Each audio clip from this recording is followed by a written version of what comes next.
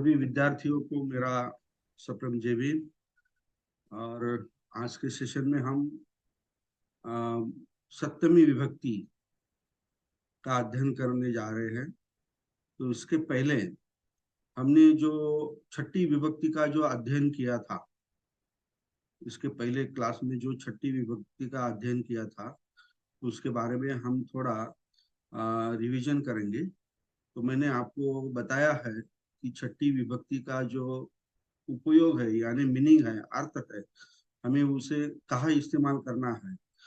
तो पहले इस्तेमाल हमें वो पॉजेसिव के रूप में हमें उसका इस्तेमाल करना है। पॉजेसिव का मतलब ओनरशिप, मतलब हमारे मालकाना जो हक होता है।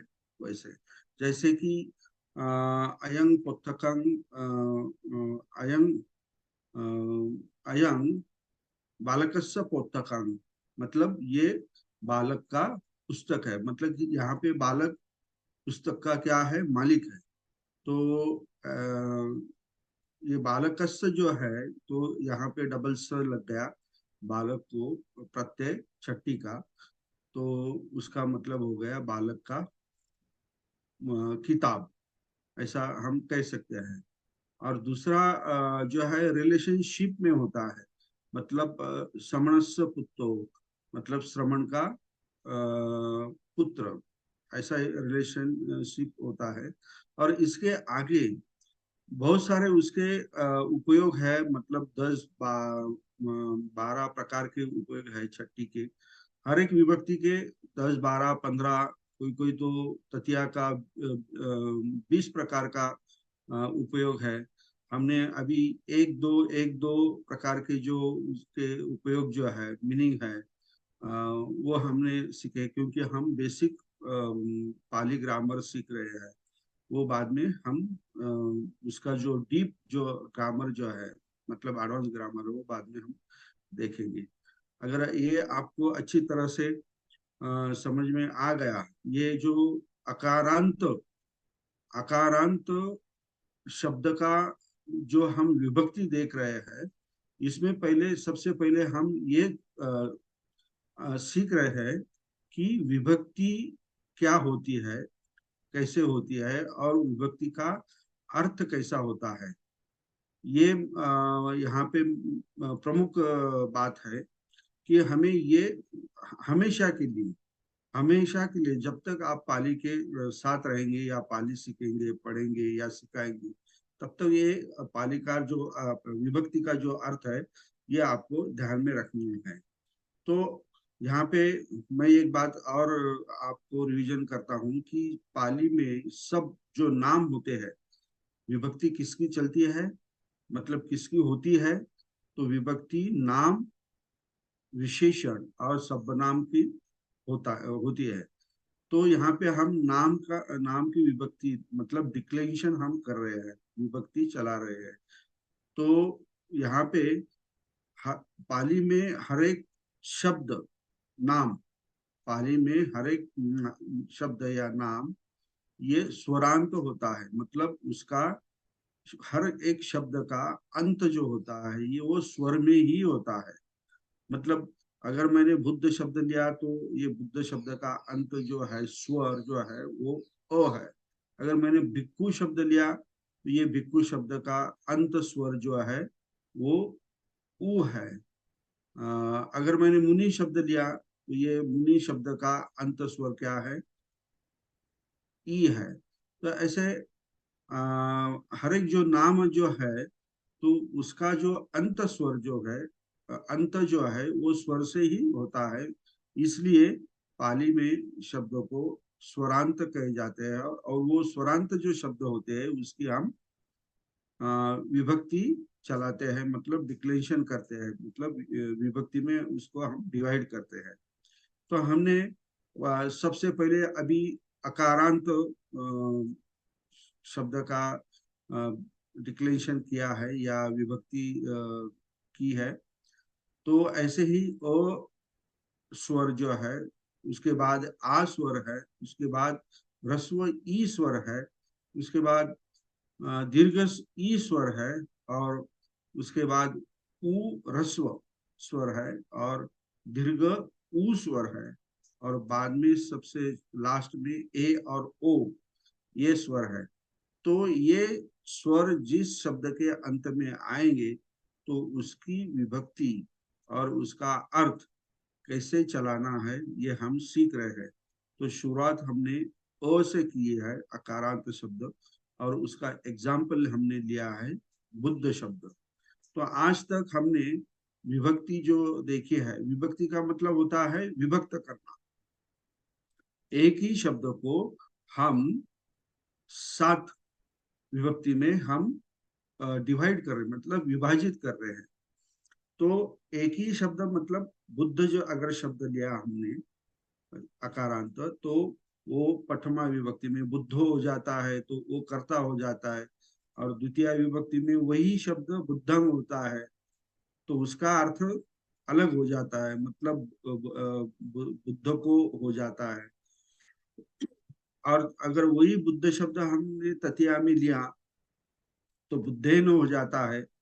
तो उसका मीनिंग जो है तृतीया का मीनिंग तो बुद्ध के द्वारा ऐसा हो जाता है। एक ही शब्द, लेकिन उसे हमने 7 बार 7 प्रकार से हमें डिवाइड करते हैं। तो वो हर एक प्रकार में उसका मीनिंग जो है प्रत्येक के हिसाब से, प्रत्येक के अनुरूप उसका मीनिंग चेंज हो जाता है। तो ये जो पैटर्न जो है ये आपको ध्यान में रखना चाहिए या समझना चाहिए, ताकि आगे आपको कोई मुश्किल या कठिनाई नहीं होगी। तो इसी तरह हमने आज इसके अगले क्लास में, इसके पीछे जो क्लास हुआ इसमें इसमें हमने छठी विभक्ति तक हमने पढ़ा है। तो छठी विभक्ति का मैंने आपको सबको होमवर्क भी दिया था।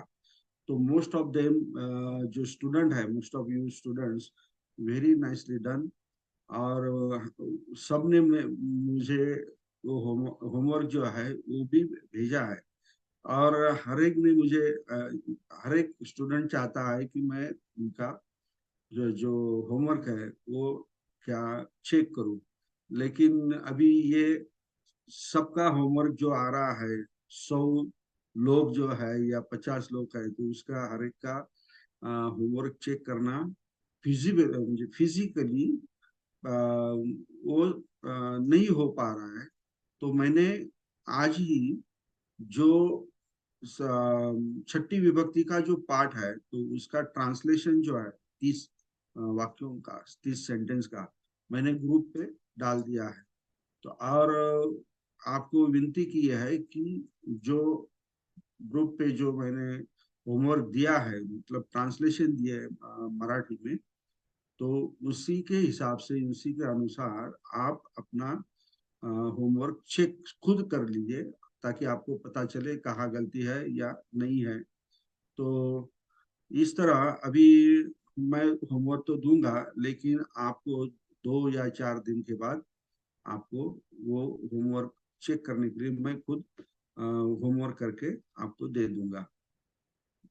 ओके। तो आज हम सप्तमी विभक्ति, मतलब अकारांत शब्द का शब्द जो है उसका सबसे लास्ट जो विभक्ति है सप्तमी विभक्ति, तो उसे पाली में कहते हैं।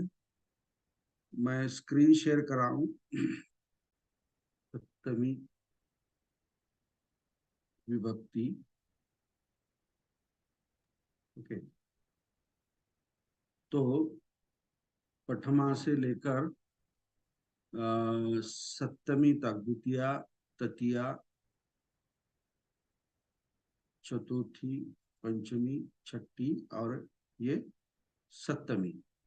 तो हमने प्रथमा विभक्ति देखी है, द्वितीया भी देखी है, तृतीया भी देखी है, चतुर्थी, पंचमी, छठी, और ये आज जो देखने जा रहे हैं हम सप्तमी विभक्ति। तो सप्तमी विभक्ति जो है इसका पहचान, इसे इसे पहचानने के लिए, समझने के लिए, तो उनके क्या प्रत्यय होते हैं, मतलब किस कारण से उसे हम सप्तमी विभक्ति कहते हैं, तो हमें ये जानना है। भगवान जी के काय प्रॉब्लम है का? याच्या आपण सप्तमी हा पाली शब्द वापरलेला आहे आणि विभक्तीमध्ये आपण विभक्ती वापरायचा की विभक्ती वापरायचा जर? विभक्ती विभक्ती हा, ठीक आहे, विभक्ती, ठीक हाँ आहे, ओके. ओके. तर अ, हाँ, सप्तमी विभक्ति हम कैसे जानेंगे ये कि सप्तमी विभक्ति है? तो इसे उसके जो प्रत्यय होते हैं उसके कारण हम उसको पहचानेंगे कि ये सप्तमी विभक्ति है. तो ये सप्तमी विभक्ति के प्रत्यय क्या है? तो पहले वो जो है ए, एक वचन में, ये आप कैंसिल कर दीजिए. एक वचन में क्या है? ए. ओके. स्मीम और मीम, ये इसके एक वचन के प्रत्यय है. और अनेक वचन में, बहुवचन में सु, सॉरी, ए सु. ओके. तो ये जो प्रत्यय है, ये प्रत्यय अकारांत शब्द को जहां भी हो वहां अगर जोड़े हुए है, लगाए हुए है, तो उस शब्द को हम समझेंगे कि ये शब्द क्या है? सप्तमी में है. अगर मैंने यहाँ पे बुद्धे लिख दिया, बुद्धे, तो ये बुद्धे शब्द क्या हुआ? बुद्ध प्लस ए का मतलब होता है, ये ए जो है ये यहाँ पे जोड़ दिया तो ये बुद्धे हो गया. तो ये बुद्धे शब्द हो गया सप्तमी का. सप्तमी में है ये बुद्ध शब्द. और सप्तमी का जो मीनिंग जो है, अर्थ है, वो क्या है? चा वर, चा खाली, चा चा वर, चा खाली, चा आत, चा बाहर. मतलब चा वर मतलब उसके ऊपर, खाली का मतलब नीचे, और चा आत का मतलब अंदर, और चा बाहर मतलब बाहर. तो हमें यहाँ पे जो पोजीशन होती है व्यक्ति की या वस्तु की, जो पोजीशन होती है वो हमें यहाँ पे दिखाना है. सप्तमी विभक्ति क्या करती है? व्यक्ति की या वस्तु की क्या दिखाती है? पोजीशन दिखाती है. और इसी को हम पाली में अधिकरण भी कहते हैं. अधिकरण कहते हैं. तो इसी तरह हम ये सप्तमी विभक्ति का आज हम अध्ययन करेंगे. तो मैंने बुद्ध शब्द लिया और इसे एक वचन का ए जोड़ दिया, तो उसे हम उसे बुद्धे कहते हैं. तो फिर ये बुद्धे शब्द का अर्थ क्या हो गया? कि बुद्ध के ऊपर, बुद्ध के ऊपर या बुद्ध के नीचे, या बुद्ध के अंदर, या बुद्ध के बाहर, ऐसा ये बुद्धे शब्द का अर्थ हो गया. और अगर हमने बुद्ध शब्द को ये स्मिम प्रत्यय जोड़ दिया तो क्या शब्द बन गया? बुद्धस्मिम. अभी इस बुद्धस्मिम शब्द का मीनिंग क्या होगा? बुद्ध के अंदर, या बुद्ध के बाहर, या बुद्ध के ऊपर, या बुद्ध के नीचे. उसी तरह अगर हमने ये मी अगर जोड़ दिया, मी शब्द अगर जोड़ दिया, तो शब्द क्या बनेगा? बुद्धम ही. और इस शब्द का भी अर्थ क्या हो जाएगा? बुद्ध के ऊपर, बुद्ध के नीचे, बुद्ध के बाहर, या बुद्ध के अंदर. तो इसी तरह हमें पाली में ये एक इसकी विशेषता यह है कि जो भी हमें पाली का शब्द का मीनिंग अगर ढूंढना है, समझना है, तो पहले उसका प्रत्यय क्या है वो ढूंढिए. अगर प्रत्यय ढूंढना है तो पहले उस शब्द का मूल जो शब्द जो है, मतलब बुद्ध शब्द, बुद्धस्मी शब्द का मूल शब्द है बुद्ध, ये आपको पहचानना आना चाहिए. ये बुद्ध शब्द अगर आपको मूल शब्द मिल गया तो उसको अगर निकाल दिया तो जो बाकी शेष रहते हैं वो प्रत्यय रहते हैं. और ये प्रत्यय के आधार पर आप ये शब्द कौन सी विभक्ति में है ये जान सकते हैं। और वो कौन सी विभक्ति में है ये जानने के बाद फिर उस विभक्ति का क्या अर्थ होता है वो आपको समझना है। और उस विभक्ति का अर्थ उस मूल शब्द को लगाकर उस शब्द का आपको ट्रांसलेशन करना है। तो ऐसी इसी तरह आपको इसका प्रोसीजर जो है, प्रक्रिया जो है, तो ये आपको सीखना है या समझना है। तो अभी बुद्ध शब्द मैंने लिया, ऐसे बहुत सारे शब्द है पाली में। तो अगर नर शब्द लिया, देव शब्द लिया, या वाणिज्य शब्द लिया, वाणिज्य, या सूनख, सूनख शब्द मैंने लिया, तो ये सब अकारांत शब्द है। तो इसे हम अगर ए, स्मीम और मी ये प्रत्यय जोड़ेंगे और एसु प्रत्यय जोड़ेंगे तो इसका मीनिंग क्या हो जाए, नर प्लस ए, तो ये क्या हो जाएगा, नरे हो जाएगा। या नर प्लस स्मीम, नरस्मीम हो जाएगा। या नर प्लस मीम, नरमी हो जाएगा। ओके। और बहुवचन में नरेसु हो जाएगा। तो नरे, नरस्मी, नरमी, ये एक वचन में नर के बाहर, नर के अंदर और नर के ऊपर और नीचे, और ये नरों के ऊपर, नीचे, अंदर, बाहर, इसका ऐसा मीनिंग हो जाएगा, ये बहुवचन में। वैसे ही देव शब्द अगर हमने लिया तो देवे हो जाएगा, देवे, देवस्मिम हो जाएगा, या देवम ही हो जाएगा, और यहाँ पे देवे सु होगा। तो विभक्ति का अर्थ तो वही रहेगा, कोई भी अगर शब्द ले आकारांत, तो विभक्ति का अर्थ तो चेंज नहीं होने वाला है।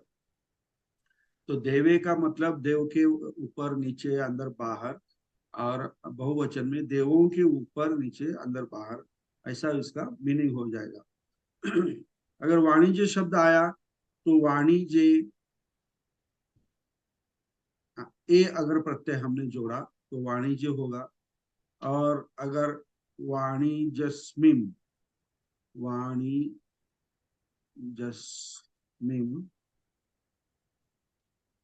या वाणिजमी, या वाणिजेसु, वाणिजेसु, तो वाणिज्य के ऊपर, नीचे, अंदर, बाहर, मतलब व्यापारी जो होता है, वाणिज्य का मतलब होता है व्यापारी, व्यापारी, तो ट्रेडर, तो इसका मतलब ये हो गया। और वाणिज्यसु का मतलब होगा ये बहुत बहुत सारे वाणिज्य के ऊपर, नीचे, मतलब व्यापारी के ऊपर, नीचे, अंदर और बाहर। वैसे ही सुनख का ही मीनिंग हो जाएगा सुनखे, या सु न, सुन, सुन, सुनखमी, या सु न,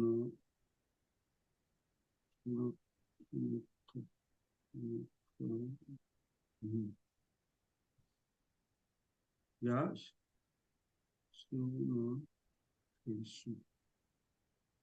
ऐसा इसका शब्द बन जाएंगे। और उसके मीनिंग क्या हो जाएंगे, कुत्ते, कुत्ते के ऊपर, कुत्ते के नीचे, कुत्ते के बाहर और अंदर। और ये सुनखेसु मतलब बहुवचन हो गया। तो वो क्या होगा, इसका मतलब क्या होगा कि बहुत सारे के ऊपर, नीचे, अंदर, बाहर। तो अच्छा इसी सोमवार। तरह, इसी तरह हमने जो सप्तमी विभक्ति जो है उसका जो प्रत्यय जो होते हैं, ये प्रत्यय हमने देखे हैं एक वचन में, बहुवचन में, उसका जो अर्थ, मीनिंग जो होता है, मतलब चा वर चा खाली चा आत बाहेर, वो भी हमने देखा है। और उसके जो एग्जाम्पल जो है नर देव वाणी बुद्ध वगैरह सुनक, तो उससे हमने ये जो उसके प्रत्यय जो है ये जोड़कर हमने उसके मीनिंग भी हमने देखे हैं।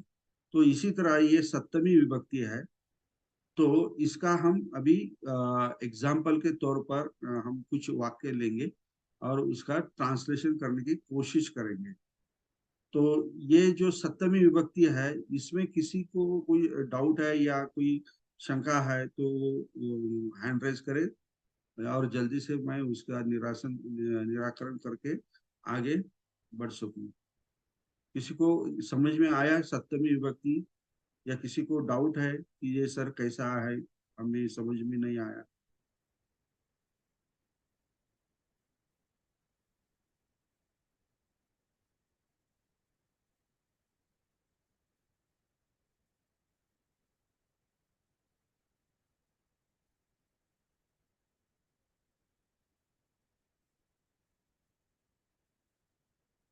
अच्छी बात है। किसी को डाउट नहीं है, किसी को कंफ्यूजन नहीं है, या सबको समझ में आया है, तो हम उसका अभ्यास करेंगे, अभी सराव करेंगे, प्रैक्टिस करेंगे बहुत सारे उसके सेंटेंस लेके। ओके। मैं मेरा ओके। यहाँ पे अगर हम देखेंगे, यहाँ पे नर प्लस एसु, यहाँ पे उन्होंने बहुवचन में दिखाया है। ये ऊपर जो है एक वचन है, ये यहाँ पे देखिए नर प्लस ए मी और स्मी। यहाँ पे आप देख सकते हो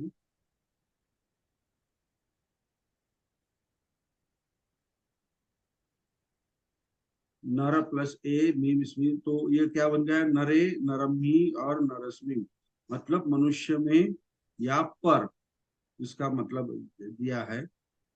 और दूसरा शब्द दिया है मातुल। मातुल को हमने अगर ए मी और स्मिम, किरण अधिकने,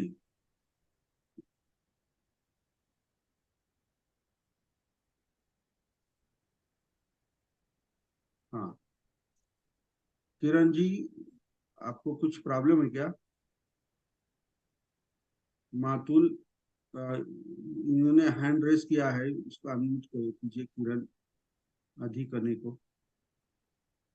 मातुल प्लस ए मी स्मीम, मतलब मातुले मातुलम्मी और मातुलस। सर हे दिसत नव्हतं ना, ते सांगायचं होतं मला, थोडं झूम करा म्हणून याच्यासाठी हँड राईज केलं होतं.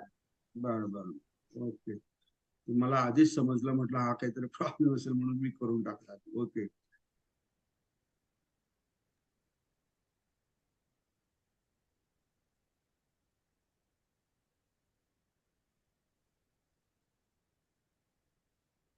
हाँ, और कसक को ए मी और स्मीम लगाया, तो कसके कसकमी और कसकस्मी, मतलब किसान के में और या किसान पर, मतलब अंदर और बाहर, ऐसा हम कह सकते हैं।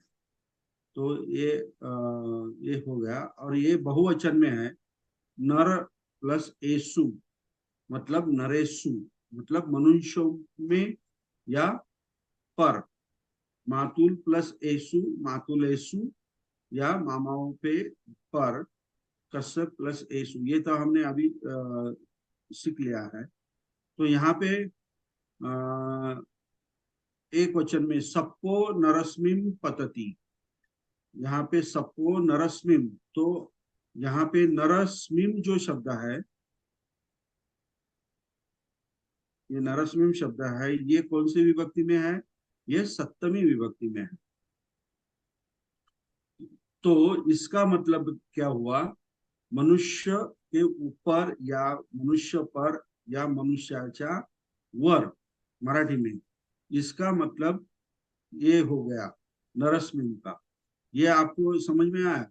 फिर बाद में हम अपने हमेशा का जो तरीका है ट्रांसलेशन का, तो पहले हमें क्या देखना है? क्रियापद देखना है। तो क्रियापद जो है पतति, मतलब गिरता है। मतलब पढ़तो, ऐसा। ये वर्तमान काल का एक वचन का क्रियापद है। तो पतति हो गया, तो कौन पतति, तो सबको, मतलब सांप। अभी ये सांप जो है गिरता है, तो कहाँ गिरता है, नरस्मि, मतलब मनुष्य पर, इसका ऐसा मतलब हो गया। तो मनुष्य, सांप मनुष्य पर गिरता है, ये इसका ट्रांसलेशन होगा।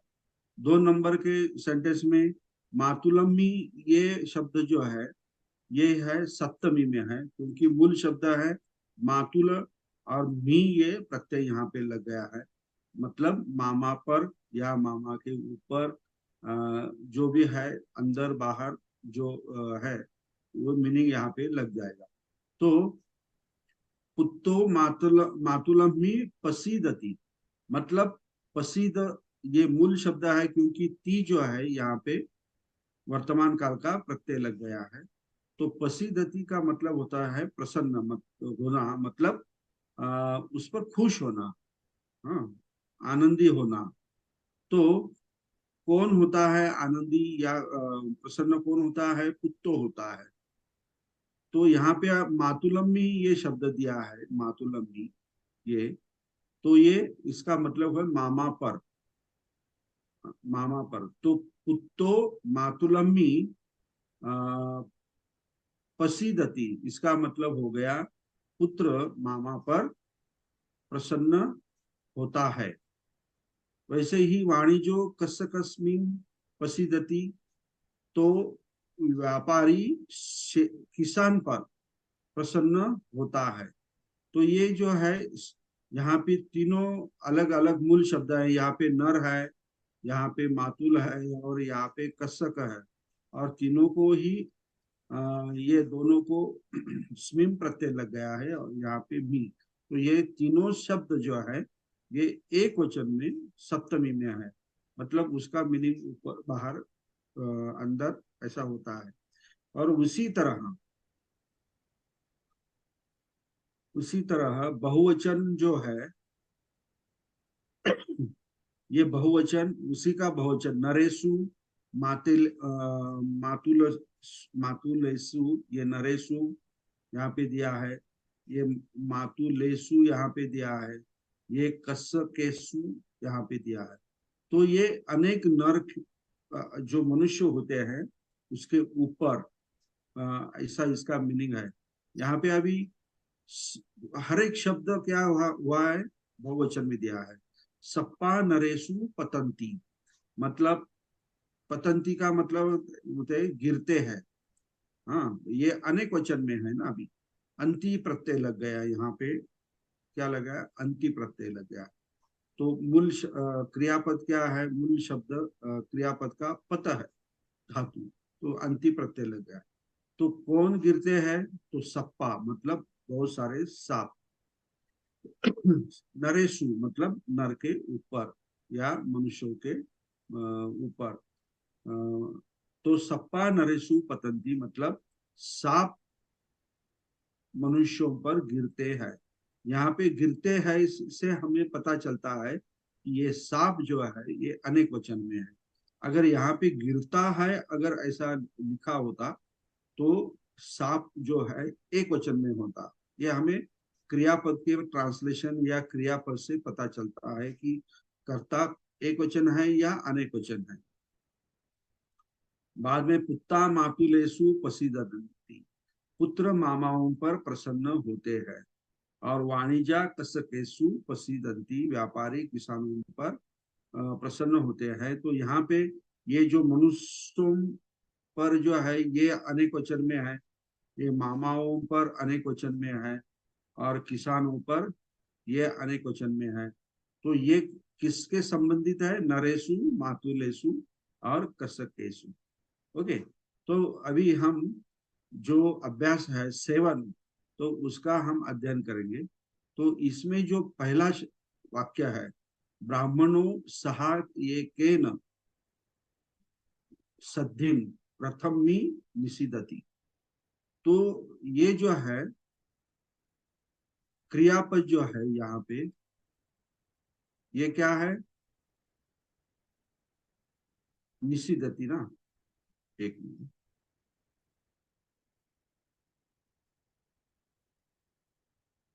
निषिद्धति ये क्रियापद है।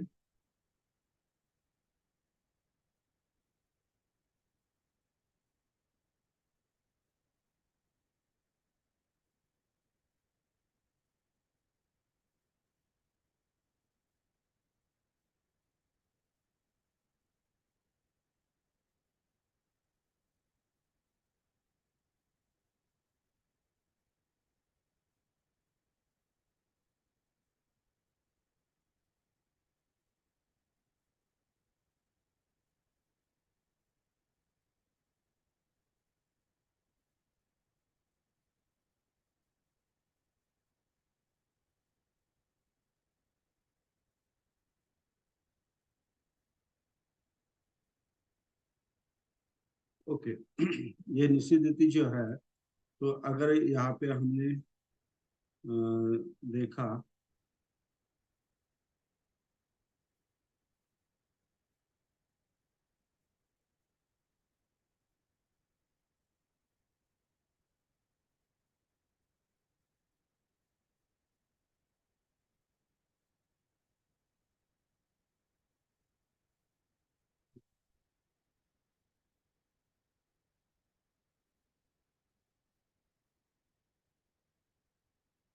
हम यहाँ पे देखेंगे कि ये जो है क्रियापद है, क्या है,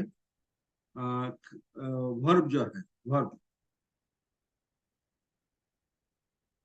क्रियापद क्या है यहाँ पे, वर्ब। आपको दिखाई नहीं दे रहा होगा शायद, क्योंकि ये बहुत ही शॉर्ट है। ओके कोई बात नहीं, ये इसको कट कर दूंगी।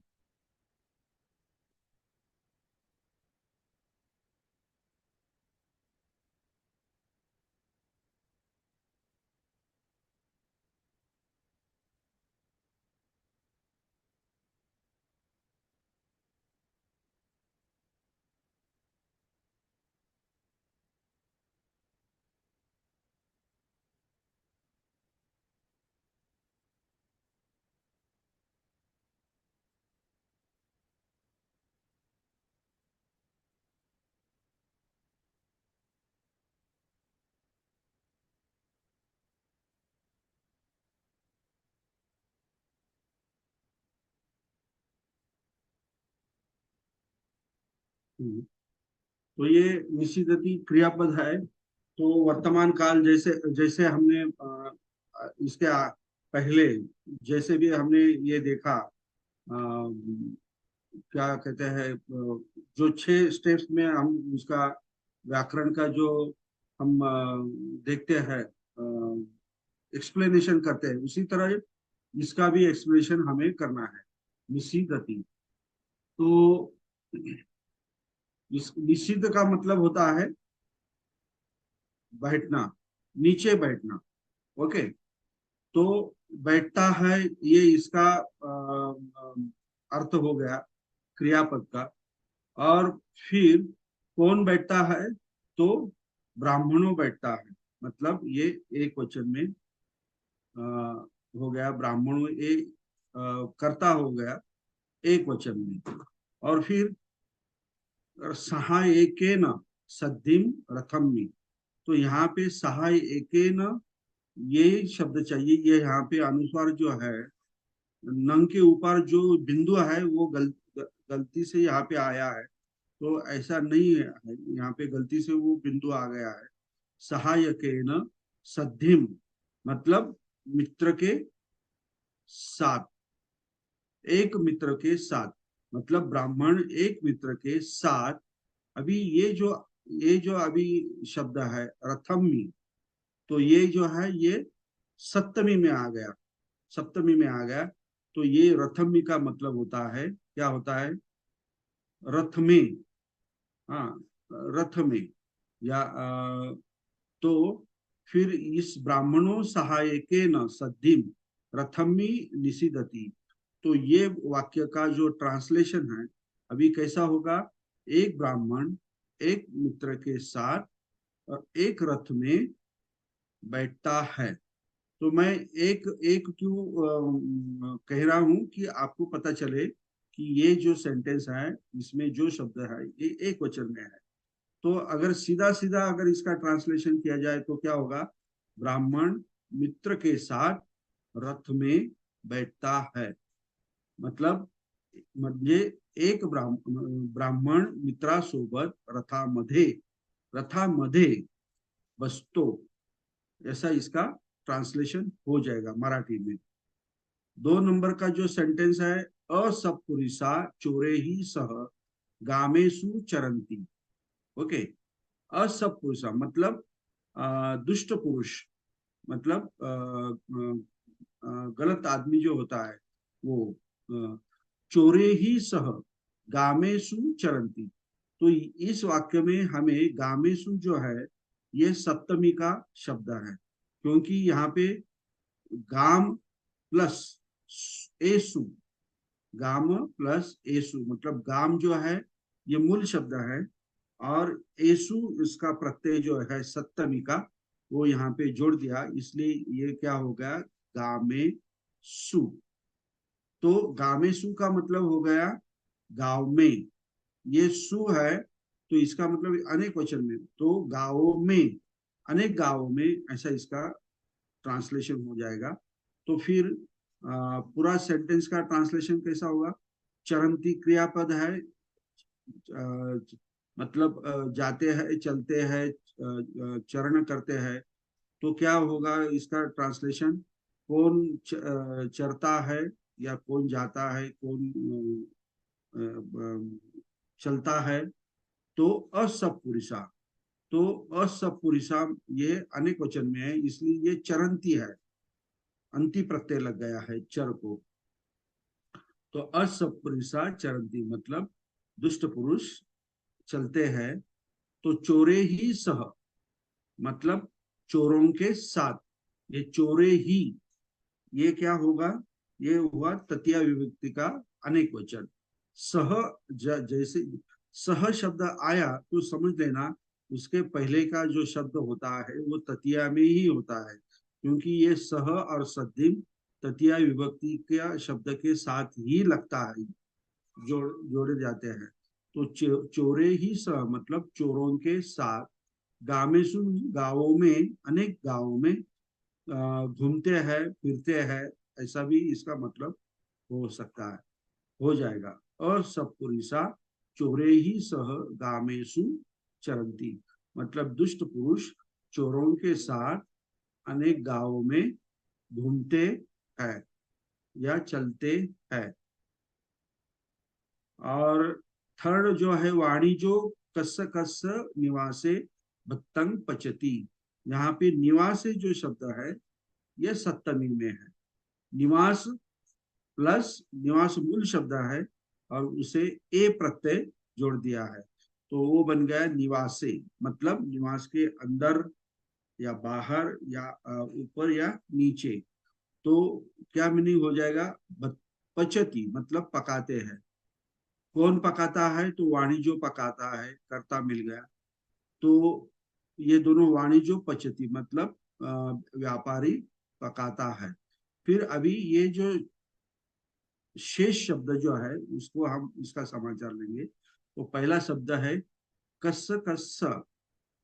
ओके, तो ये यहाँ पे चतुर्थी का स हो सकता है या छठी का स हो सकता है, क्योंकि मूल शब्द है कस्सक, तो इसका मतलब है किसान, और ये उसको प्रत्यय लग गया स।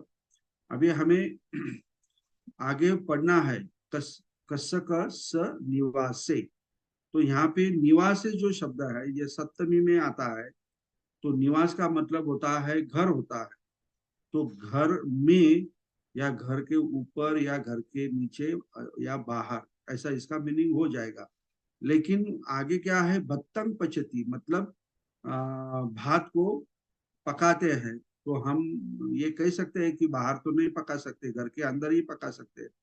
तो फिर इस निवास का अर्थ हो जाएगा घर के अंदर या घर में, ऐसा इसका मीनिंग हो जाएगा।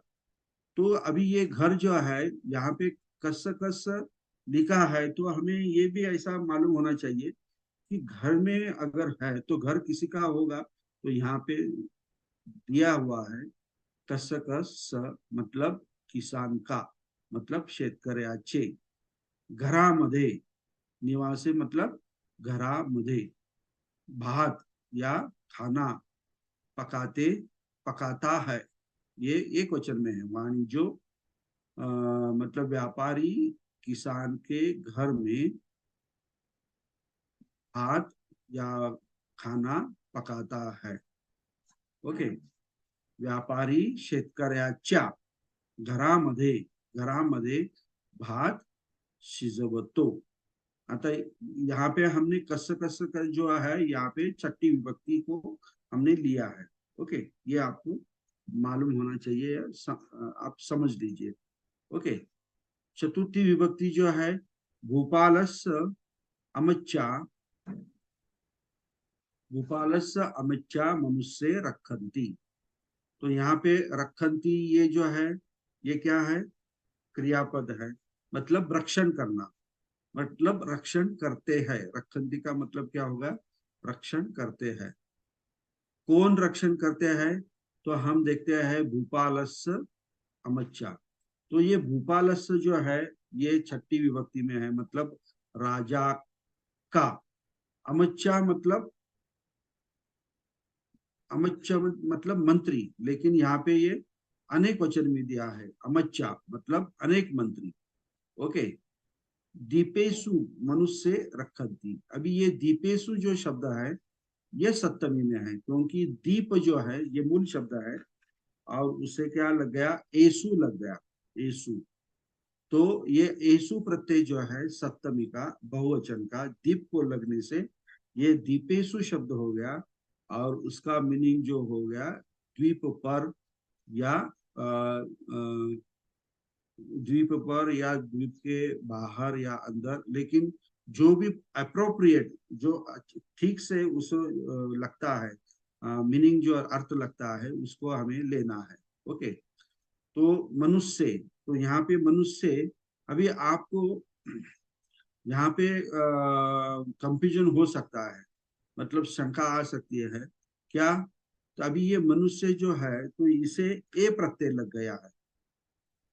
अभी ये जो प्रत्यय है द्वितीय में बहुवचन में भी होता है, और सप्तमी एक वचन में भी होता है, तो हम किसे ले, अभी चॉइस किसका करें। तो हमें पूरा सेंटेंस हमको पढ़ना है। भूपालस्य अमच्चा दीपेशु मनुष्य रखंती।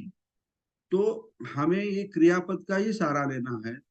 तो किसको किसकी रक्षा करता है, तो मनुष्यों की रक्षा करता है। तो अगर मनुष्यों की रक्षा करता है, तो ये जो है ए जो प्रत्यय लगा हुआ है, ये 101% द्वितीय विभक्ति का बहुवचन का लगा हुआ है, ये आपको समझना चाहिए। तो यहाँ पे भूपालस्य अमच्चा दीपेशु मनुष्य रखंती का मतलब क्या हो गया, राजा के मंत्री, हाँ, राजा के अनेक मंत्री, अमिच्छा अनेक वचन में है, राजा के अनेक मंत्री, दीपेशु मतलब द्वीप पर, वह द्वीपावर, मनुष्य मतलब मनुष्यों को, अनेक वचन में मनुष्यों को, मनुष्य मनुष्यों को की रक्षा करते हैं, ऐसा हिंदी में हो जाएगा। और अगर मराठी में हम इसका ट्रांसलेशन करें, तो राजाचे अनेक मंत्री द्वीपावर मनुष्यांचे रक्षण करतात। यहाँ पे अमच्चा जो है, भूपालस्य अमच्चा, ये क्या है, ये करता है, क्योंकि ये अनेक वचन में है ना, तो रखंती। लेकिन ये अमच्चा किसके है, भूपालस्य के है। तो भूपालस्य अमच्चा, ये कर्ता के रूप में हमें यहाँ पे देखना है। ओके, और इसका भी अगर फोड़ किया जाए, मतलब विग्रह किया जाए, तो ये भूपालस्य अलग है, छठी में है, और ये अमच्चा जो है, ये पठमा विभक्ति अनेक वचन में है। ये दीपेशु जो है, ये सप्तमी में है, अनेक वचन में है। और ये मनुष्य जो है, ये द्वितीय विभक्ति अनेक वचन में है। तो इसे हमें ऐसा व्याकरण इसका पढ़ना है, समझना है और बताना है। और अगर उसके आगे का जो सेंटेंस है, सुगतस्य सावका विहारस्मिन् वसंती, इसका मतलब अभी यहाँ पे सुगतस्य सावका वसंती, ये तो आपको अभी आ जाएगा क्योंकि आपने बहुत सारे होमवर्क पे इसके ट्रांसलेशन किए हैं। लेकिन हम जो आज पढ़ रहे हैं विहारस्मिन्, ओके, विहारस्मिन्, तो इसका मतलब क्या हुआ विहारस्मिन् का? विहार में। वस का मतलब होता है रहना, रहते हैं। हाँ, विहारस्मिन् रहते हैं। Sanju, Gautam, please unmute your self. क्या कहना है आपको? कुछ पूछना है? नमोदा सर। नमो बुद्धाय, नमो बुद्धाय। सर इसका हिंदी अर्थ बताना था मेरे को, 5वें का। हाँ बताइए ना, बताइए, बहुत अच्छा। सुगत के सावक विहार में रहते हैं, श्रावक विहार में रहते हैं। Yes, good. सुगत के श्रावक विहार विहार में, में रहते हैं। Very good, nice nice, yes yes yes. अच्छा, आप लोग अभी बता सकते हो, मैं आपको बताते चला जा रहा हूँ, कोई बात नहीं। मैं आपको सबको पूछूंगा। तो ये गौतम जी, आपका सरनेम गौतम जी है क्या? आप कहाँ से? नोएडा से है शायद। ओके, म्यूट कर देंगे। ओके, जो 6 नंबर है, मक्कटो रुखम्मा आवटस्मिन पतती, तो यहाँ पे इसका आवटस्मिन जो है ये सप्तमी में है। आवट का मतलब होता है खड्डा। तो ये इस वाक्य का अर्थ हो गया, ये मक्कटो मतलब बंदर, रुखम्मा मतलब पेड़ से, आवटस्मिन मतलब खड्डे में, हाँ, खड्डे में गिरता है। पतति का मतलब होता है गिरना, पत का मतलब होता है गिरना। ओके, मक्कटो रुखम्मा आवटस्मिन पतति, इसका मतलब है बंदर झाड़ से, पेड़ से। इसका ये पंचमी विभक्ति हो गई यहाँ पे, क्योंकि पेड़ और ये मक्कट जो है मतलब बंदर, ये इसका क्या हो रहा है? विरह हो रहा है, मतलब एक दूसरे से दूर जा रहे हैं। तो ये पंचमी का शब्द है, क्योंकि यहाँ पे माँ प्रत्यय रुख को लग गया है। ओके, तो बंदर पेड़ से, आवाटस्मिन, यहाँ पे स्मिन प्रत्यय है और मूल शब्द है आवाट मतलब खड्डा, मतलब खड्डे में, पतति मतलब गिरता है। तो बंदर पेड़ से खड्डे में गिरता है।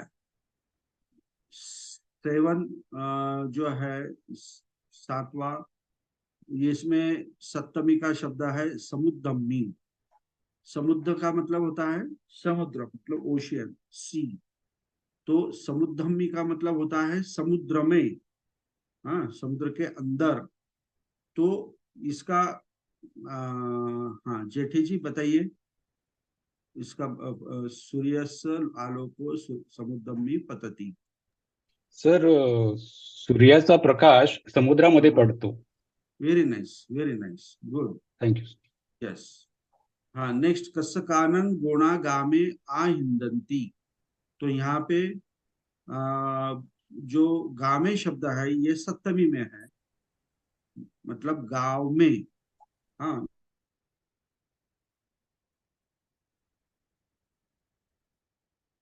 सेंटेंस कौन इसका ट्रांसलेशन कर सकता है? कौन सांगते इधर? ओके, वंदना कुमार मनोज। ओके, सावले। हाँ हाँ, प्लीज से इमीडिएटली। नमो बुद्धा सर. नमो तसं काने ना गामे हिंडती, हाँ त्याचं शेतकऱ्यांचे बैल गावामध्ये हिंडती फिरतात. हाँ, आ हिंदीचं काय म्हटलं तुम्ही? किसानों के बैल, किसानों के बैल गाव में. इथं गामे द्वितीय पण होऊ शकते, पण गामे सप्तमी, हाँ सप्तमी. हाँ हाँ हाँ, बरोबर, हिंडती घूमते हैं. घूमते हैं, बराबर। हाँ. घूमता है नहीं, क्योंकि यहाँ पे अंति लग गया है, आपने सही बताया, घूमते हैं। आहिंदती का मतलब होता है घूमना, जिस जहां भी हो वहां घूमना, उसका कोई डायरेक्शन नहीं होता, कोई उसका एम नहीं होता यही जाना है वही जाना है, या डायरेक्शन लेस घूमना, उसको आहिंदती कहते हैं। ओके, हिंदती कहते हैं। ओके, बहुत सुंदर। और वेजस्व दारको मंचस्मिम सयति, मंचस्मिम ये सप्तमी में है, तो इसका मीनिंग क्या है? मंच का मीनिंग क्या होता है?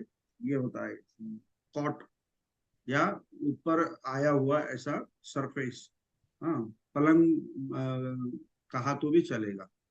वो कैन से दिस, वेजस्व दारको मंचस्मिन सयति। 6 पार्टिसिपेंट राइज, जिसने पहला हाथ ऊपर किया है उसका अनम्यूट कीजिए। ये संदेश जी।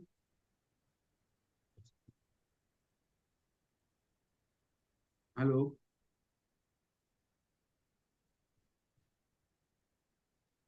हॅलो सर, हाँ हाँ, वैद्याचा मुलगा पलंगावर झोपतो. वैद्याचा मुलगा पलंगावर पलंगावर झोपतो. झोपतो। Okay okay. अभी संजय आप अनम्यूट कीजिए। हाँ, जो सर वो मैं अभी 8 नंबर बता रहा था सर हिंदी में। हाँ, बताइए बताइए। किसानों के बैल गांव में घूमते हैं। हाँ, वो तो हो गया ना, ये हाँ कोई वही बता रहा था मैं पहले ही, ओके ओके ओके। हाँ, लेट हो गया ना। नेक्स्ट। हाँ हाँ, ओके। धीवरा समुद्दम्मा पिटकेसु मच्छे आरंती, तो ये कौन बताता है? धीवरा समुद्दम्मा पिटकेसु मच्छे आहारंती। अनम्यूट। सुभाष जी प्लीज हाँ ठीक आहे. हाँ जय भीम सर. हाँ, जय भीम जय भीम। धीवरा, हाँ धीवरा समुद्दम्मा पिटकेसु मच्छे आरंती, या हाँ, वाक्याचा अर्थ आहे कोळी समुद्रातून टोपल्यामधून मासे आणतात. टोपल्यांमधून असं म्हणायचं आहे का तुम्हाला? हो टोपल्यातून हो. नाही, टोपल्यामधून आणि टोपल्यांमधून काही फरक आहे का? नाही, नाही. टोपलीमधून? हो ना, टोपल्यांमधून म्हणल्याच्या नंतर अनेक हा टोपले होतात, हा आणि हा हा, टोपल्यामधून म्हणजे तुम्हाला एका टोपलीत होते. हा, हा मग तुम्हाला तर आता टोपल्यांमधूनच म्हणायचं आहे का?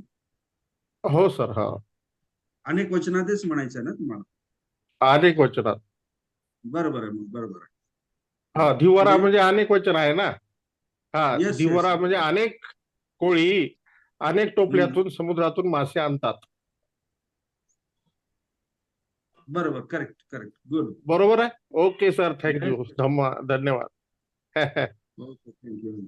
सिंहो पाषाणस्मिं तिष्ठति, हा याचा अर्थ आहे सिंह हा पाषाणस्मिं खडकावर हा उभा राहतो. हा मक्कटा रखेसु चरंती, मक्कटा निकोचन माकडे रखेसु झाडांवर फिरतात. हा. हे रखेसू नाही मॅडम, रुखे हा आहे, सॉरी, लक्षात. रुखेसु म्हणजे झाडांवर, म्हणजे झाडांवर. माकडे झाडावर फिरतात. हा, आता इथे माकडे झाडांवरच फिरायला पाहिजे असं काय नाही, झाडाखाली फिरतात असंही म्हणू शकतो आपण, है की हो, मी तेही विचारणार होते की आपण झाडाखाली लिहिलं तर चालेल ना? नाही? चालेल ना, चालेल. अच्छा, ठीक आहे. सगळे ट्राय करून बघायचे, म्हणजे हो आपल्याला हो, ते चालेल प्रॅक्टिस होतं, दुसरं काय. ओके, चालेल. नेक्स्ट. Thank you sir. कालस्थ दूतो अमच्चयन सद्दिम समुद्दं तरति, समुद्दं तरति, कौन बता सकता है ये? भूपालस्य दूतो, भूपाल मीन्स राजा, दूत मतलब संदेश ले जाने वाला। हाँ, दूत। अमच्चा तो मंत्री मालूम है, समुद्र मतलब समुद्र, सी। तरती का मतलब क्या होता है? पार करना। तर का मतलब करना, मतलब होता है पार करना, जो भी है उसको पार करना। तो ये क्या हो जाएगा? इसका ट्रांसलेशन कौन करेगा? सर करू का मी? हाँ, करेक्ट। जय भीम हाँ सर. हाँ, जय भीम। राजाचा दूत मंत्र्यांबरोबर समुद्राला पार करतो. मंत्र्यांबरोबर म्हटलं तुम्ही? हो, मंत्र्यांबरोबर. मंत्री, मग एका मंत्री बरोबर. हा हा मंत्र्यांबरोबर म्हटलं तर मला ते अनेक वचनासारखं वाटतं. नाही, एका मंत्री बरोबर समुद्राला पार करतो. Very good. कोण पार करतो? राजाचा दूत. राजाचं, म्हणजे मतलब एका राजाचा दूत. हा, भूपालस्य दूतो. Very nice, good. 13 मनुष्या लोके जीवंती देवा सगळे वसंती. नेक्स्ट. संदेशजी यांच्या क्रमानुसार तुम्ही अनम्यूट करून टाका. हे 4 जण आहेत ते. मनुष्या लोके जीवंती देवा सगळे वसंती. मनुष्यांचे लोक जीवन जगतात, देवा सगळे वसंती, ते देवाकडे जातात. देवाकडे जातात. मनुष्यांचे लोक जीवंती जीवंती मतलब जगतात. जीवन जगतात, जगतात. मनुष्यांचे लोके म्हटलं सर, लोकच ना, जग. आता यामध्ये लोके हा जो शब्द आहे ना, याचे 2 अर्थ आहेत. लोके म्हणजे आपण लोक जो आहे, आणि दुसरा अर्थ आहे लोके म्हणजे अस्तित्व. म्हणजे जे की 31 प्रकारचे अस्तित्व या पूर्ण अंतरिक्षामध्ये आहेत, त्याला लोक म्हटलं जातं. त्यामध्ये आपण मनुष्य लोक जो आहोत, लोक जे आहे, मनुष्याचा जो अस्तित्व आहे त्यामध्ये आपण आहोत. मग देवांचं अस्तित्व म्हणजे मग देव लोके, म्हणजे त्यांचं अस्तित्व वेगळं आहे. निरय लोक म्हणजे नरकाचं अस्तित्व वेगळं आहे. असे 31 प्रकारचे लोक आहेत. तर त्यामध्ये हा लोक जो आहे ना, तो त्या अर्थाने घेतलेला आहे. तो मनुष्य लोके जीवंती मतलब क्या होता होगा इसका? मनुष्य छठी विभक्ती. मनुष्य नाही, मनुष्य कुठे छठी विभक्ती आहे? अनेक वचन. मनुष्य लोके. नाही, पण हे मनुष्य काय छठी विभक्ती आहे का? नाही, अनेक वचन आहे ना मनुष्यांचं. हा, जे अनेक वचन त्यांची विभक्ती सांगा मला. मनुष्य ही कोणत्या विभक्ती? हा, लोके मतलब द्वितीय विभक्ती. मनुष्याची विभक्ती मला सांगा. मी जे विचारतोय ना ते मला सांगा. मनुष्याची विभक्ती काय आहे? अनेक वचन द्वितीय विभक्ती. अनेक वचन द्वितीय विभक्ती. नाही, मग तुम्ही काय नाव तुमचं? प्रभाकर मटके. तुम्हाला अभ्यास करावा लागेल भरपूर. हा मनुष्य जे आहे ही द्वितीय विभक्ती नाही आहे. हा प्रथमा विभक्तीचा अनेक वचन आहे. मनुष्य म्हणजे अनेक मनुष्य. तुम्ही तर आधी मनुष्यांचे लोके, म्हणजे तुम्ही काहीतरी वेगळं काहीतरी सांगत होते प्रत्येक वेळेस. म्हणजे याचा अर्थ तुमचा अभ्यास नाही आहे. तर मटके साहेब, थोडस तुम्ही लक्ष घाला आणि पूर्ण विभक्ती. कन्फ्युज होते सर, दुसरी तिसरी विभक्ती शब्द. नाही, कन्फ्युज होण्याचं कारणच नाही ना. कन्फ्युज झाला म्हणजे तुम्ही गडबड झाली, कन्फ्युज झाला म्हणजे तुम्ही मागे हटले म्हणून समजायचं. कन्फ्युज होण्याचं काही कारणच नाहीये. आता इतक्या लोकांचं सगळेजण व्यवस्थित सांगतायत. They are not confuse. तुम्हीच का कन्फ्युज होताय? की याचा अर्थ तुम्ही नीट व्यवस्थित सगळ्या गोष्टी समजून घेतलेल्या नाहीत, म्हणून कन्फ्युज होत. म्हणजे तुम्ही समजून पण घेतलेलं नाही आणि घरी तुम्ही प्रॅक्टिस केलेली नाही. प्रॅक्टिस केली असती तर तुम्हाला हे आलं नसतं. आणि तुम्ही देवा सगळे वसंती म्हणजे लोक स्वर्गाला जातात. आता जातात हा शब्द इथे नाहीच आहे ना.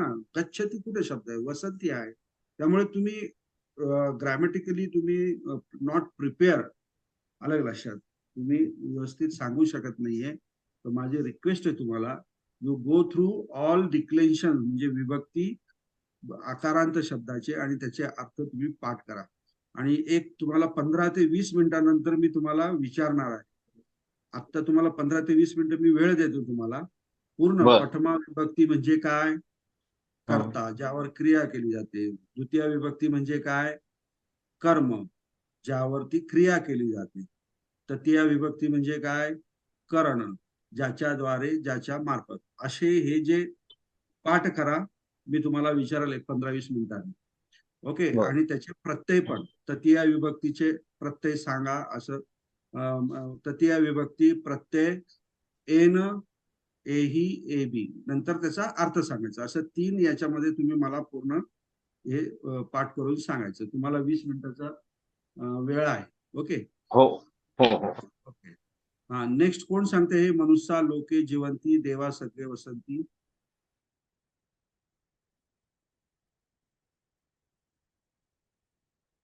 Kedarnath ji, please unmute mic.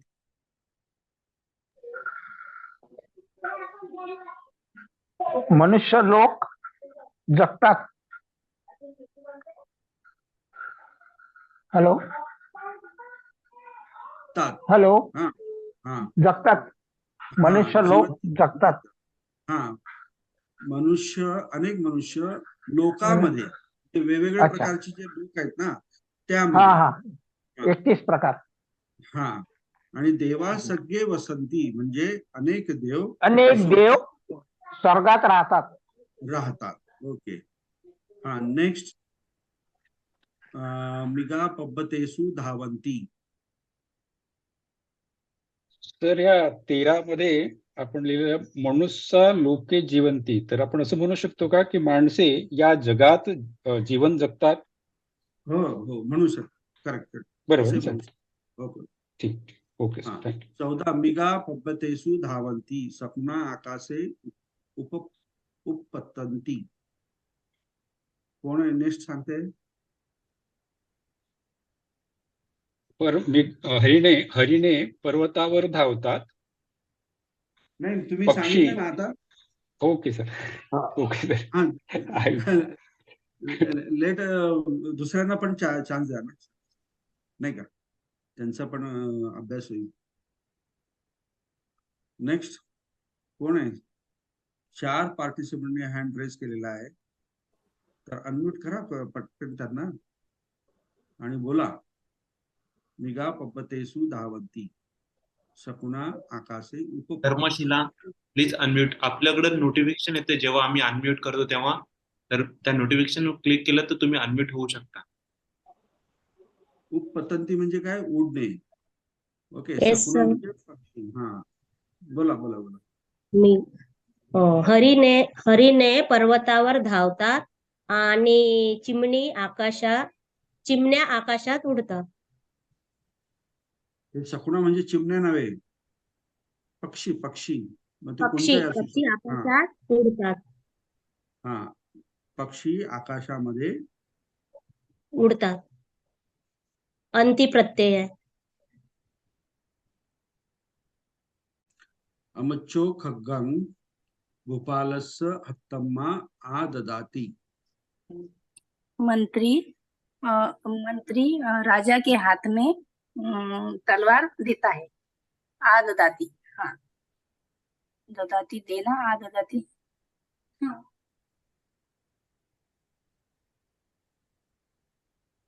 अमच्चो मंत्री खग्गं भूपालस्य हत्तम्मा. हाँ, हो ना सर? मंत्री भोपाल के राजा के हाथ में तलवार को देता है या तलवार देता है. देता है, यहाँ पे देता आ ददाती है ना, ददाती नहीं है. मतलब ले. हाँ, आ ददाती.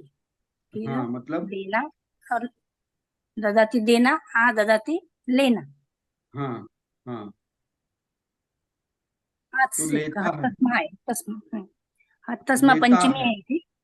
हाँ हाँ, बराबर है. हाँ हाँ, हाथ से लेता है. हाँ हाँ हाँ. क्या लेता है? खग्ग तलवार को लेता तलवार है. लेता है.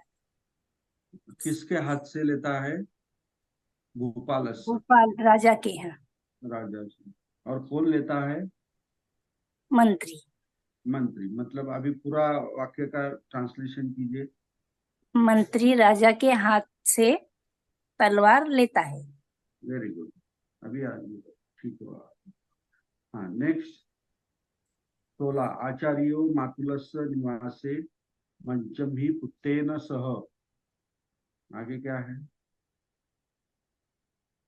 निषिद्धति। ओके, नेक्स्ट कोण सांगते?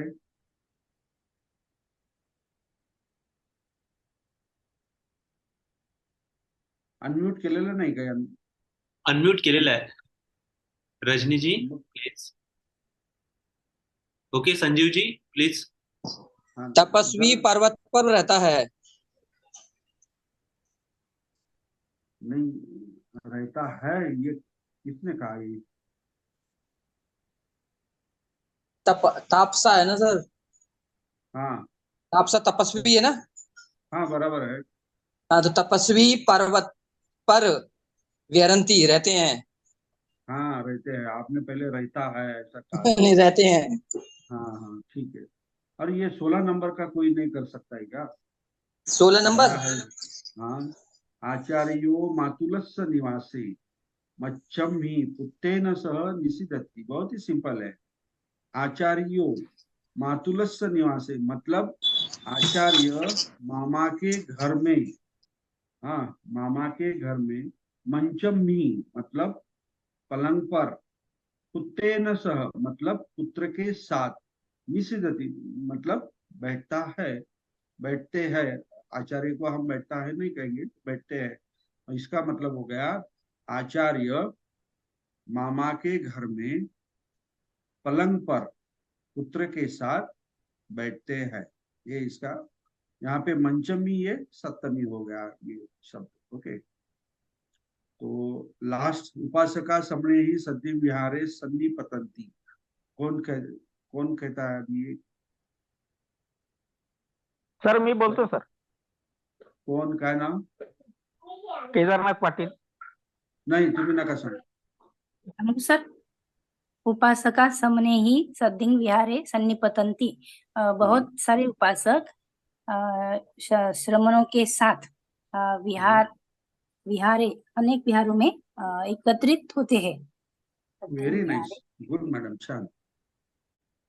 ओके, राहुल कापसे जी. हाँ, जय भीम, नमो बुद्धाय. हाँ हाँ बोला सर. कौन सा वाला बोलना है? ये अभी 20 नंबर बोलिए आप. बुद्धो धम्मं भासति सब पुरुषा बुद्धम्मि प्रसीदन्ति. बुद्ध धर्म का उपदेश देते या बोलते हैं और सत्पुरुष बुद्ध पर या बुद्ध की बातों पर प्रसन्न होते हैं बहुवचन में.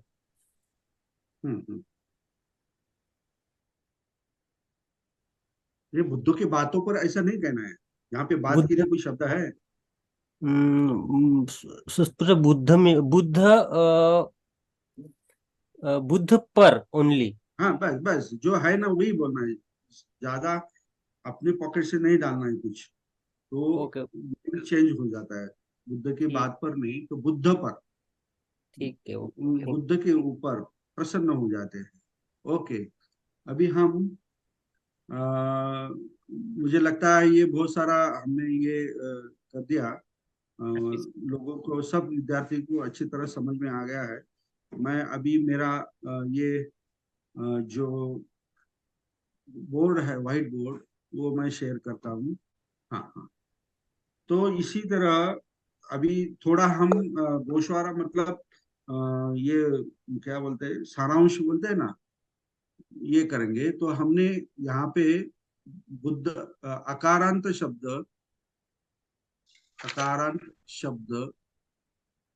जो हमने बुद्ध शब्द लिया पढ़ने के लिए, स्टार्ट बुद्ध शब्द से किया, और प्रथमा विभक्ति, द्वितीया विभक्ति, तृतीया, चतुर्थी, पंचमी, छठी और सप्तमी.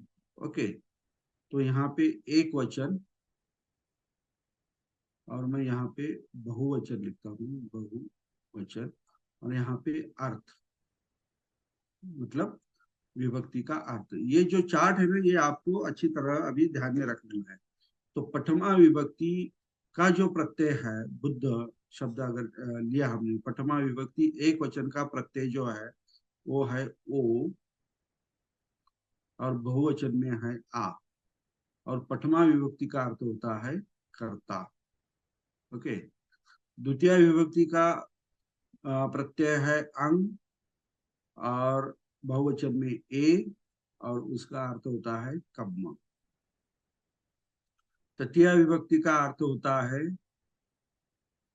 तृतीय विभक्ति का प्रत्यय है ए न, यहाँ पे ए ही, ए भी। ओके। और इसका मतलब होता है करण, मतलब चा द्वारे। ओके। चतुर्थी विभक्ति के प्रत्यय क्या है?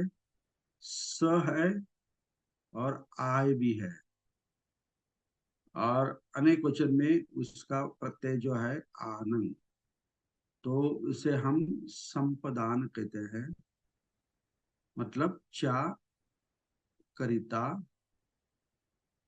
या जिसे कुछ देना है उसके लिए, या लाभार्थी ये भी लिख सकते हैं। लाभार्थी मतलब जिसको लाभ होता है।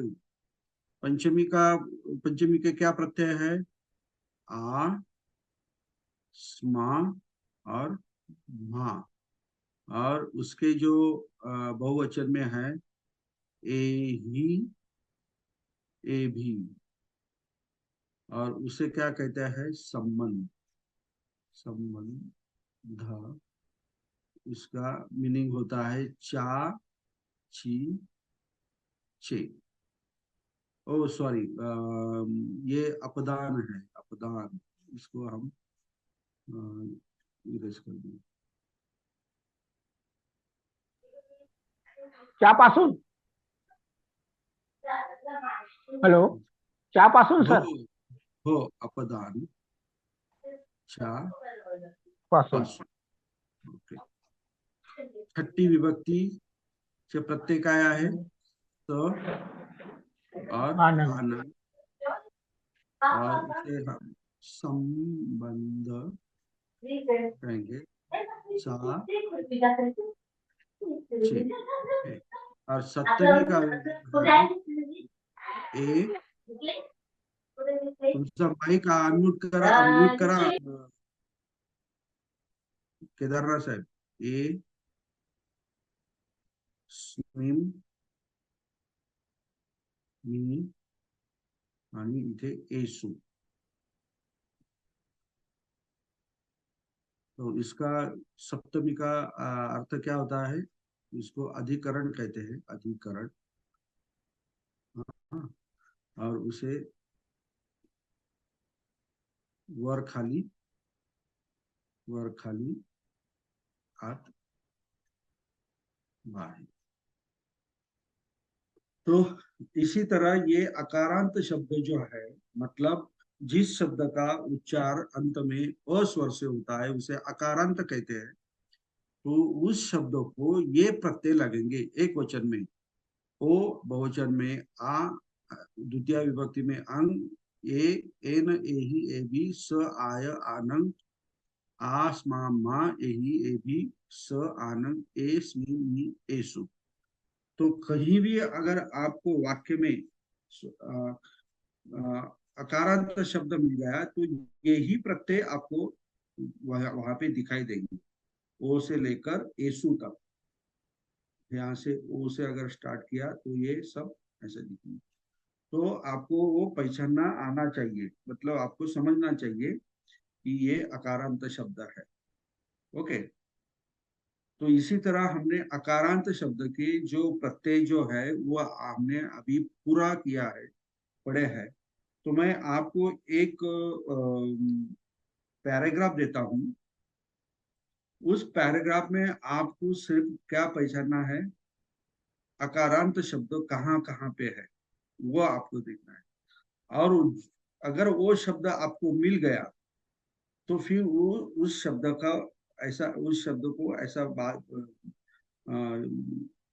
लिख लेना है, और उसका मीनिंग भी लिखना है आपको। तो मैं आपको ये क्या है करके, ओके। तो यहाँ पे खिट्ठ पुब्बंग पंचो द्वे विसति सा किरण अंगरट्ठे बद्दीय नगरे मेंढक सेठीच चंद पदमा पुत्तस्स धनंजय सेठीनो अग महेशिया सुमना तुच्छस्मिन विशाखा निब्बती।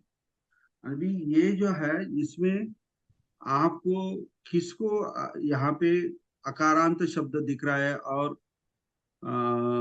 उसकी क्या विभक्ति हो सकती है?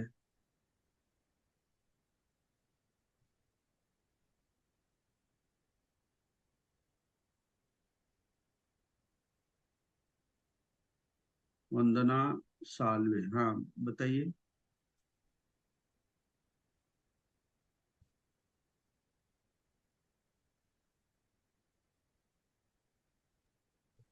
हॅलो हाँ सर, बोलिए। इथे चंद पद्मा आहे ना, तो आकारांत आहे. चंद पद्मा आणि सुमना अहो अकारांत म्हणतोय मी, आकारांत नाही. अकारांत. हा, हाँ किट्ट पुब्बं पुब्बं किट्ट पुब्बं किरण. पहिला शब्द किट्ट पुब्बं पुब्बं, हाँ हाँ नंतर किरण, हाँ नंतर उत्तस्स हम्म उत्तस्स. आणखी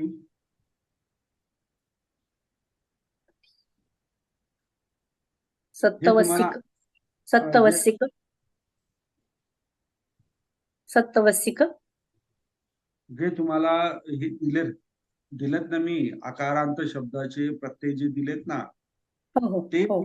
ते कुठल्या शब्दाला जोडलेले आहेत ते शब्द फक्त हे करा. अच्छा अच्छा. त्याच्यात प्रत्यय बाहेर काढले तर करता येईल सर आपल्याला. याचे प्रत्यय काढले बाहेर. जसं खिद्द पुब्बंग याचा अंग बाहेर काढला तर हा आकारांती शब्द असेल. पंच नाही, तसं मला तसंही नाही करायचं आहे. खिट्ट पुब्बंग सोडून द्या. फक्त आता इथे या ठिकाणी पुत्तस्स म्हणजे अकारांत जो शब्द जो आहे ना, अकारांत शब्दाचा जे प्रत्यय आहेत ओ आ अंग वगैरे हेच फक्त इथे शोधा कोणत्या शब्दाला जोडले गेले.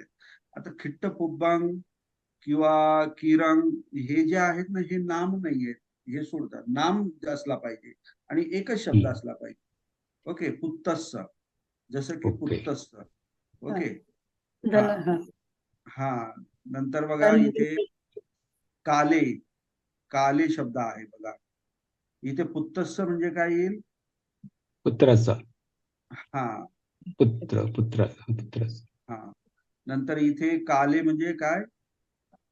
अनेक वचन. काले म्हणजे त्या काळामध्ये, काळामध्ये एक अनेक वचन.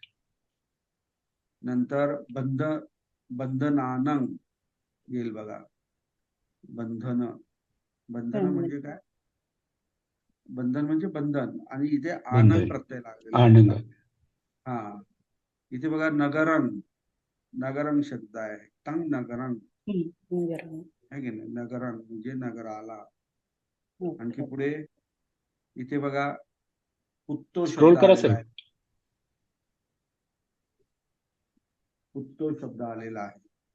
पुत्तो. हा, इथे आता पितानं येतन संधाय कथेसी इदं पण संधाय कथेसी अम्म वगैरे वगैरे.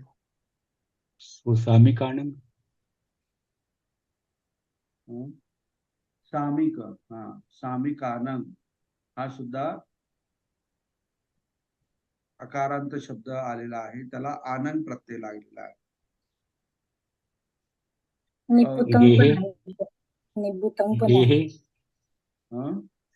गेहे आहे बघा. गेहे, गेह अधिक ए, तस्मिन गेहे म्हणजे काय? त्या घरामध्ये, असा त्याचा अर्थ होईल. ओके, तो अगुणंग म्हणजे काय सर? अगुणंग म्हणजे गुण म्हणजे गुण आणि अगुण म्हणजे दुर्गुण.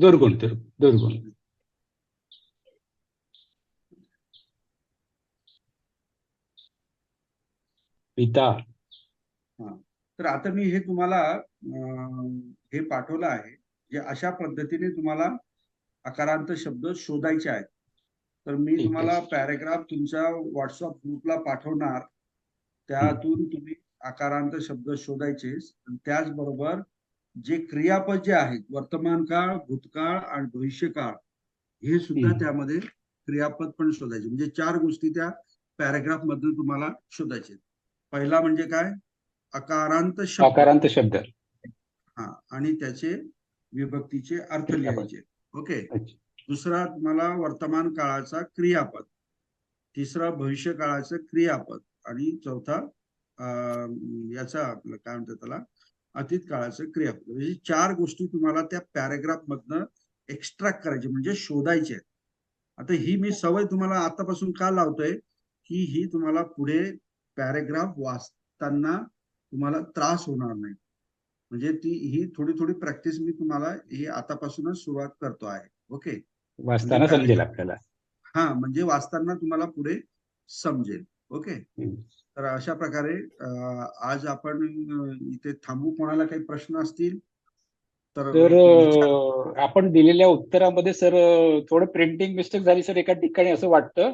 हा 29 नंबरचं जो वाक्य आहे, वेसज्जा सोनो कस कसा सुकरंग डसती डसती, तर या ठिकाणी बैलाचा बैल शेतकऱ्याच्या डुकराला चावतो असं असायला पाहिजे. तिथे बैल झाला सर. तिथे मला वाटतं ते कुत्र्याच्या ठिकाणी बैल झाला असं. सोनम म्हणजे आपण कुत्राच म्हणतो सर. सोनं म्हणजे कुत्रा नाही. नाही, सोनं म्हणजे काय? सोनंग आहे ना सर. तर आपण काय त्याला आपण कुत्रा म्हणतो ना. सोनं सोनं दिलंय ना सर. मग तिथे गोण आहे का सोनं आहे? सोनं दिलेलं आहे सर. ते बेसज्जा सोनं. सोनं तर सोनं आपण शब्द धरतो. सोनं म्हणजे एकत्र. Okay okay okay. हा, मग तिथे ते करेक्ट करून द्या. हा, वैद्याचा बैल असं आलेला आहे. प्रिंटिंग मिस्टेक आलेली आहे. त्याच्यामुळे ते करेक्शन केलं. वैद्याचा बैल. हा, हे असं लिहिलेलं आहे. त्या ठिकाणी वैद्याचा कुत्रा शेतकऱ्याच्या डुकराला चावतो. हे करेक्शन पाहिजे सर. बैलाच्या ठिकाणी कुत्रा. बरं. ओके. ते आताच्या विभक्तीमध्ये सप्तमीची विभक्तीचा जे प्रश्न आहे त्याच्यातलं 30वं वाक्य आहे, सूर्यस आलोकेन चंदो भासती. तर सूर्याचा प्रकाश. आता चंदो म्हणजे काय लिहायचं सर? भासती म्हणजे बोलतो. नाही, ते भाषेच्या 2 आहे. भाष म्हणजे प्रकाशित पण करणे असं पण आहे. असं चंद्राला प्रकाशित करतो. हा, असं. सूर्याचा प्रकाश चंद्राला प्रकाशित करतो असं इथं ट्रान्सलेशन. भासती आहे का तिथे क्रियापद? हो, भासती. हा, म्हणजे प्रकाशित करतो. बरोबर आहे सर. चंद्राला स्वतःचा प्रकाश नाहीच आहे ना. सूर्याकडून येतो. हो, सूर्याच्या प्रकाशाने चंद्र प्रकाशित होतो.